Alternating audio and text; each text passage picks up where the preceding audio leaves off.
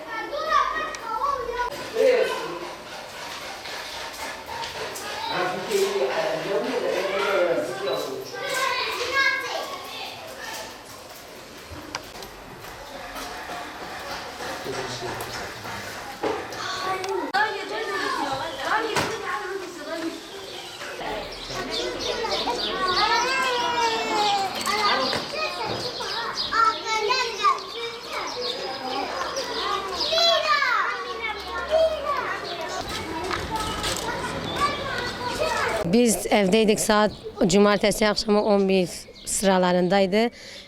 Sobamızı şeyimizi taktık, ocağımızı taktık, evimiz biraz ısınsın diye.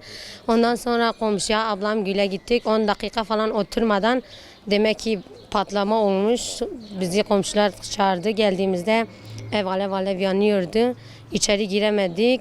Hortumlarla falan alevlerle yanıyordu. Komşular yardım etti. Hortumlarla itfaiye gelene kadar söndüremedik. İtfaiye geldi, söndürdük ama nasıl yandığını bilmiyoruz. Bütün yatak odam hepsi kül olmuş. Diğer evleri, odalar hepsi yanmış. Hiçbir eşya kalmamış.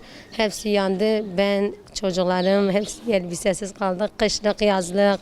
Bütün ev ihtiyaçları hepsi yatak odamdaydı. O da hepsi yandı. 3 bina hasar gördü. Hepsini benden istiyor ev sahibi. Benim tamiratımı yapmak istiyor. Vallahi bilmiyorum, eşim de bir hafta sonra askere gidiyor. Onun yol parası da yandı. Hiçbir masraf alamıyorum, karşılık hiç kimse vermiyor. Ne yapacağımı bilmiyorum. Zaten otomatikman o da benim gibi söyledi. Elektrikten dolayı olmuş. Geldiler, söndürdüler. Tutanak yazdı bize. Eşim askere gidiyor. Yol parası bile yok dahil. Hepsi yandı, kül oldu.